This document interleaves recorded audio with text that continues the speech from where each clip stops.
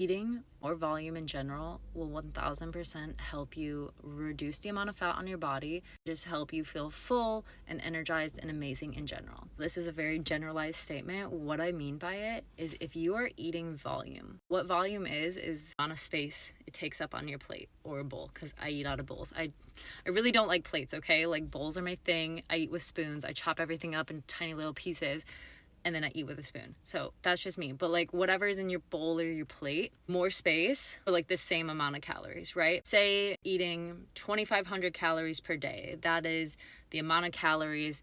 And this is not by any means like I'm giving anybody amount of calories to eat. I'm just throwing a random number out there.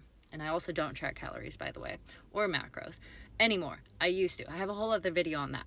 But let's get back to the point. If you have 2,500 calories to eat, and you are filling that 2,500 calories with lots of fast food or chips and things that come in like packages or cereal, things like that. The amount of food that you are going to get for 2,500 calories is going to be little teeny tiny amounts, and you're probably not going to feel very full. When people do that, that can lead to overeating, not feeling satisfied, feeling like they want to go off their diet plan, or not feeling like they can maintain this long term because they're not feeling the greatest. A little bit of those kinds of things sprinkled in throughout a week or a month or a day, totally fine.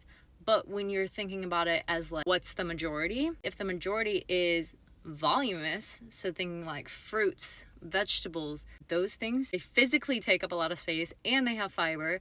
So one, they're physically filling up your stomach, and two, the fiber is slowing down the process of breaking down the food and helping you digest the food more slowly, which helps you feel full and more satisfied. Then you are less likely to overeat, and you're less likely to want to go off of your plan of eating because you're like, well, I feel full, I feel satisfied. And then when you are throwing in throughout, like you're sprinkling in throughout like the fun foods, but you're also in that same day still having like the voluminous, fibrous, protein-filled foods, and then you're sprinkling in foods that aren't as voluminous and are more indulgent type foods, then you are way less likely to fall off your plan, and you're way more likely to actually stick with it as a lifestyle instead of feeling like you're this bird trapped in a cage and you're just like, oh my God, I can't wait to get out. I can't wait for this to be over.